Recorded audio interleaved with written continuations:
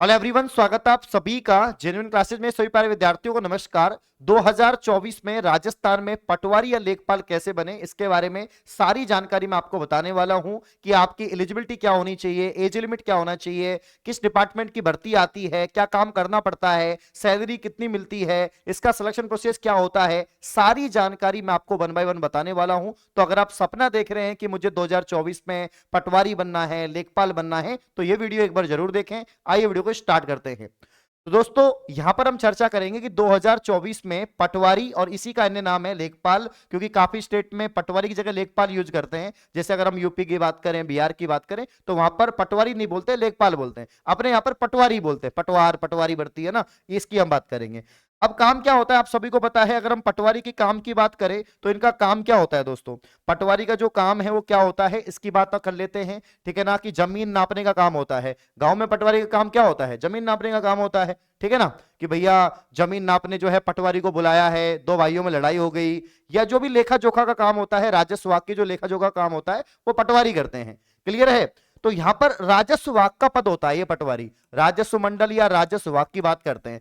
तहसील level पर राजस्व मंडल होते हैं जिनमें ये भर्ती निकलती है। तो राजस्व विभाग की भर्ती होती है, राजस्थान के राजस्व विभाग की भर्ती होती है दोस्तों, जिसे रेवेन्यू डिपार्टमेंट कहते हैं। और इसी का एक पद होता है जिसे हम पटवार या पटवारी कहते हैं, ठीक है, पटवारी कहते हैं। पटवारी के बाद में गिरदावर बनता है, गिरदावर के बाद में नायब तहसीलदार बनता है। तो ये इसके प्रमोशंस भी होते हैं। आखिरी में मतलब तहसीलदार या आरएस से इसका जो है रिटायरमेंट रहता है।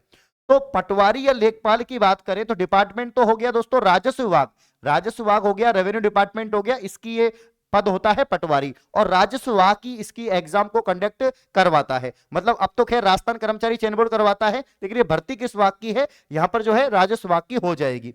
अब दोस्तों कौन कौन बन सकता है, इसमें एलिजिबिलिटी क्या चाहिए। 2024 में पटवारी बनने के लिए आपकी योग्यता क्या होनी चाहिए। तो योग्यता की हम बात करते हैं, किसकी बात करते हैं, योग्यता की हम बात करते हैं। दोस्तों अगर आपने ग्रेजुएशन कर रखा है, क्या कर रखा है, आपने ग्रेजुएशन कर रखा है, स्नातक आपने कर रखा है किसी भी स्ट्रीम से, तो आप लोग फॉर्म लगा सकते हैं। अब काफी बच्चे कहेंगे सर हम तो अंतिम वर्ष में हैं, तो अंतिम वर्ष वाले भी फॉर्म लगा सकते हैं, कोई दिक्कत नहीं है। अगर आपकी ग्रेजुएशन कंप्लीट है या फाइनल ईयर में है तो भी फॉर्म लगा सकते हैं। अब दोस्तों हम बात करते हैं कि ग्रेजुएशन के अलावा क्या चाहिए। तो ग्रेजुएशन के अलावा दोस्तों आपके पास में कंप्यूटर कोर्स होना चाहिए। क्या होना चाहिए, कंप्यूटर कोर्स होना चाहिए।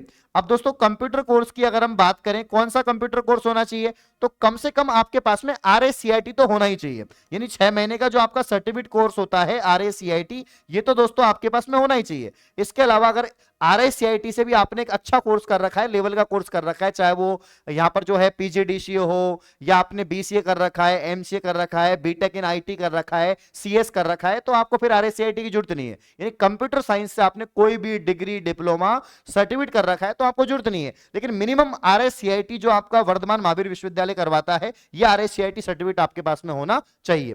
तो ये इसकी जो है योग्यता हो जाती है। अब दोस्तों एक और बात है, अब सभी आप लोग कमेंट भी करेंगे मुझे पता है, तो मैं पहले क्लियर कर देता हूं आपके दिमाग में एक चीज है, सर इसमें तो CET चाहिए, सर ये भर्ती तो CET के अंदर है। मैं आपको क्लियर कर देता हूं कि पटवारी राजस्थान में 2 विभाग के निकलते हैं, एक तो जल संसाधन विभाग, एक आपके राजस्व विभाग। जल संसाधन विभाग का जो पटवारी है वो CET वाले जो बच्चे हैं वो भर सकते हैं फॉर्म, क्योंकि वो CET में इंक्लूड है। लेकिन जो ये वाली भर्ती है, राजस्व विभाग की भर्ती है, ये दोस्तों आपके CET में इंक्लूड नहीं है। और मैं एक खुशखबरी आपको दे देता हूं कि जब 2024 में जब पटवार की भर्ती आएगी ना, तो वो CET से बाहर होगी। क्यों होगी, क्योंकि जल संसाधन विभाग हो उसका नोटिफिकेशन नहीं आया। नोटिफिकेशन क्यों नहीं आया, वो इसीलिए नहीं आया क्योंकि भाई ये जो भर्ती है आपकी, ये अब जो है CET से बाहर है मेरे हिसाब से। और CET के अंदर करेंगे तो पहले CET लेंगे ये, फिर ये भर्ती निकलेगी, है ना। तो हम तो CET से बाहर ही मान के चल रहे हैं, क्योंकि जब CET का नोटिफिकेशन आया था तो उसमें राजस्व विभाग की जो पटवारी भर्ती है उसको सम्मिलित नहीं किया था, ठीक है। तो अगर आपकी योग्यता ग्रेजुएशन और कोई भी कंप्यूटर कोर्स मिनिमम RACIT भी कर रखा है तो आप इसके लिए फॉर्म लगा सकते हैं। अब हम बात करेंगे दोस्तों इसका जो एज लिमिट है, आयु सीमा की बात करें, आयु सीमा की बात करें कि भैया आपकी एज इतनी है तो आप लोग इसका फॉर्म लगा सकते हैं और तैयारी कर सकते हैं। तो आयु सीमा की एज लिमिट की बात करें तो यहां पर मिनिमम 18 है और मैक्सिमम 40 है, ये तो एज लिमिट है। बाकी आरक्षित वर्ग को छूट भी रहती है, जो भी आपके कैटेगरी में रिजर्वेशन दे रखा है, आयु सीमा छूट दे रखी है, तो वो रहेगी रहेगी। बाकी मिनिमम 18 और मैक्सिमम 40 वर्ष आपके यहाँ पर एज लिमिट है। क्लियर है। तो ये 2 बात तो आपको ध्यान रखनी है। अब मैंने आपको बताया कि जब राजस्व विभाग की जो भर्ती निकलेगी जो राजस्व की भर्ती निकलेगी, ये भर्ती अभी तक तो सीईटी से बाहर है, आगे क्या हो कोई पता नहीं, लेकिन अभी सीईटी से बाहर है। ठीक है, अब दोस्तों यहां पर मैं बता देता हूं कि जब नई भर्ती आएगी तो उसकी तो खैर हम अलग से अपडेट देंगे। आप सभी को पता है, चर्चाएं हो रही हैं कि 3000 पदों पे भर्ती आएंगी, है ना, और इसी साल आएगी 2024 में, सीईटी से बाहर होगी, कर्मचारी चयन बोर्ड इसको कंडक्ट करवाएगा।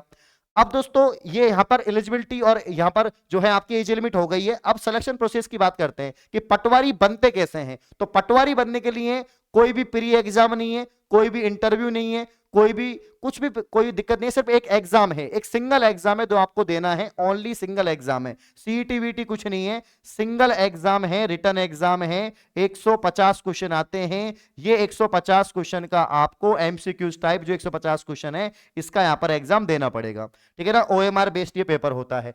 तो इस पेपर का जो यहां पर एग्जाम पैटर्न है वो आपके सामने है। एग्जाम पैटर्न की बात करें, general science, history, polity, geography of India, general knowledge एवं आपका करंट अफेयर, यानी जो इंडिया की जीके है, इंडिया की जो जीके जीएस है, इंडिया की जो जीके जीएस है, इसके कितने नंबर आते हैं? तो जीके जीएस जो है आपके यहां पर 76 नंबर की आती है, 38 क्वेश्चन आएंगे। कितने क्वेश्चन आएंगे? 38 क्वेश्चन। वापस से बता रहा हूं, general science, history, polity, geography of India and general knowledge and current affairs, 38 question आते हैं और ये 76 नंबर का आपका पार्ट रहता है। इसके अलावा दोस्तों जो राजस्थान की ज्योग्राफी है, राजस्थान की हिस्ट्री है, राजस्थान की आर्ट एंड कल्चर है, पॉलिटी ऑफ राजस्थान है, तो यहां पर राजस्थान का जो कंप्लीट जीके है वो यहां पर 30 क्वेश्चन आएंगे। कितने नंबर के? 60 नंबर के। ठीक है, जनरल इंग्लिश और जनरल हिंदी, ये 22 सवाल आते हैं, यानी 11 सवाल आपके हिंदी के होंगे, 11 सवाल आपके इंग्लिश के होंगे। तो लैंग्वेज 44 नंबर की रहती है। वहीं अगर हम बात करें मेंटल एबिलिटी की और रीजनिंग और बेसिक न्यूमेरिकल एफिशिएंसी की बात करें, यानी रीजनिंग और मैथ की बात करें, रीजनिंग और दोस्तों मैथ्स की बात करें, तो रीजनिंग मैथ्स के यहां पर 45 सवाल आते हैं, 90 नंबर का आपका रीजनिंग मैथ रहता है। इसमें भी नंबर ऑफ क्वेश्चन रीजनिंग के ज्यादा रहते हैं, मैथ के कम रहते हैं। वहीं अगर हम बात करें बेसिक कंप्यूटर, तो कंप्यूटर के यहां पर दोस्तों 15 सवाल आएंगे 30 नंबर के, यानी संस्कृत को छोड़कर सारी सब्जेक्ट आती हैं, सिर्फ संस्कृत इसमें नहीं आती है। देख सकते हैं इसमें पूरा इंडिया जीके हो गया, जनरल साइंस हो गया, इसके अलावा करंट अफेयर हो गया, फिर आपका पूरा राजस्थान का जीके हो गया, फिर आपका हिंदी इंग्लिश हो गया, फिर आपका रीजनिंग मैथ हो गया और लास्ट में आपका कंप्यूटर भी हो गया। तो 150 क्वेश्चन आते हैं और 300 नंबर का पेपर होता है। बस यही पेपर देना है और कुछ नहीं करना।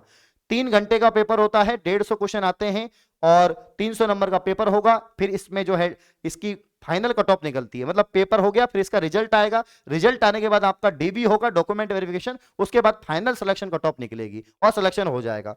तो पटवारी बनना राजस्थान में अभी तो आसानी है, अगर सीईटी लागू नहीं होती है तब तक आसान है।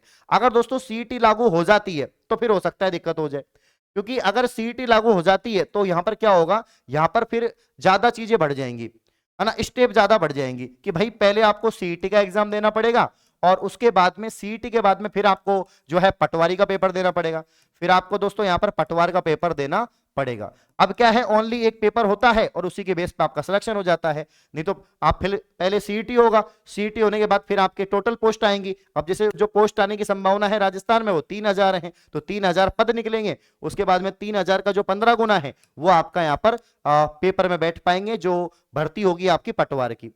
तो मुझे ऐसा लगता है राजस्व की जो पटवार भर्ती है वो सीईटी से बाहर ही रखनी चाहिए, और जब तक सीईटी का कोई भी नोटिस नहीं आता है या कर्मचारी चयन बोर्ड का कोई भी नोटिस नहीं आता है तब तक आप बेफिक्र रहिए, और तब तक आप जो पुराना पैटर्न है जो मैंने आपको बताया है, ये जो पुराना पैटर्न है आपका यहाँ पर पटवारी भर्ती का, इसके अनुसार ही आप लोग पढ़ते रहिए।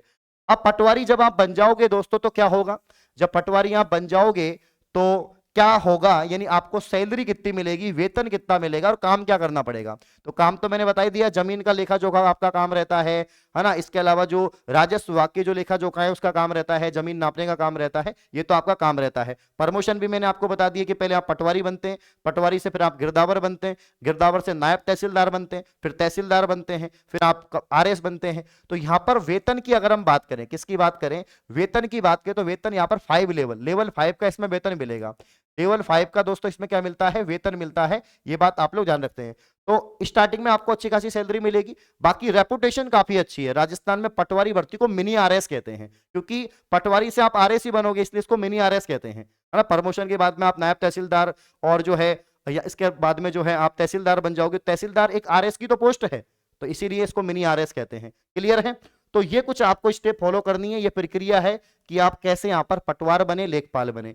ये सेम प्रक्रिया ही आपके बाकी स्टेट में होती है, लेकिन बाकी स्टेट में हो सकता है एज लिमिट अलग हो या क्वालिफिकेशन 12वीं पास ही हो।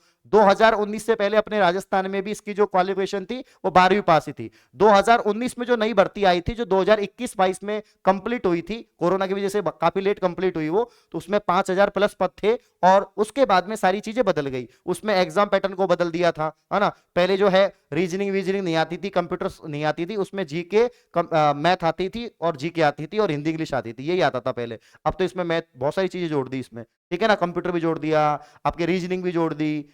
और इसके अलावा दोस्तों 2019 के बाद में ही इन्होंने एलिजिबिलिटी में भी चेंज किया था। पहले 12वीं पास मांगते थे, अभी दोस्तों यहां पर जो है मिनिमम क्वालिफिकेशन ग्रेजुएशन और साथ में जो है क्या चाहिए, आपके कंप्यूटर का कोर्स भी चाहिए। इसके अलावा इन्होंने यहां पर एज लिमिट में भी चेंज कर दिया था, पहले एज कुछ और थी, अभी एज लिमिट 18 से 40 कर दी।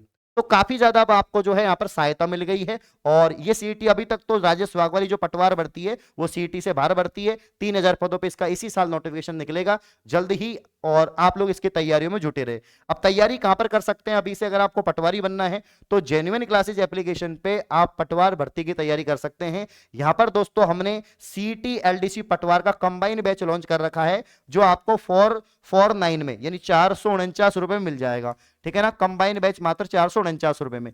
ये तो फिक्स है कि भर्ती आएगी, क्योंकि नए जिले बने हैं, नए राजस्व मंडल सर्जित हुए हैं और पिछले 9 महीने से भर्ती पेंडिंग चल रही है। इसको वित्तीय स्वीकृति नहीं मिली, जैसे ही वित्तीय स्वीकृति मिलेगी कर्मचारी चयन बोर्ड को अभ्यर्थना पहुंचेगी, इसका नोटिफिकेशन आउट हो जाएगा। खुद कर्मचारी चयन बोर्ड के अध्यक्ष आलोक राज ने बात कही है। क्लियर है? तो भर्ती तो आएगी, इसीलिए अभी ही इस बैच को ज्वाइन करके आप तैयारी शुरू कर दीजिए। इसमें हर सब्जेक्ट को डिटेल में पढ़ाया गया है, बेस्ट फैकल्टी के द्वारा पढ़ाया गया है, लाइव क्लासेज मिलेंगी, PDF, notes, test series, recorded class, सब कुछ आपको यहां पर मिलने वाला है। तो मंथ एंड सेल चल रही है। ये 999 रुपए का बैच है। कितने रुपए का? 999 रुपए का बैच है, जो भी आपको कितने में मिल रहा है, 449 में। लेकिन ये ओनली 1 मार्च तक मिलेगा, ये ऑफर ओनली 1 मार्च तक है। तो जितना जल्दी हो सकता है आप कोर्स को परचेज कर सकते हैं। तो दोस्तों ये पटवारी के बारे में डिटेल थी, मैंने क्लियर कर दिया है। फिर भी अगर आपके कोई डाउट है और कोई भी क्वेश्चन है तो आप कमेंट बॉक्स में कर सकते हैं। इस प्रकार की और वीडियो पाने के लिए आप चैनल को सब्सक्राइब करें। धन्यवाद।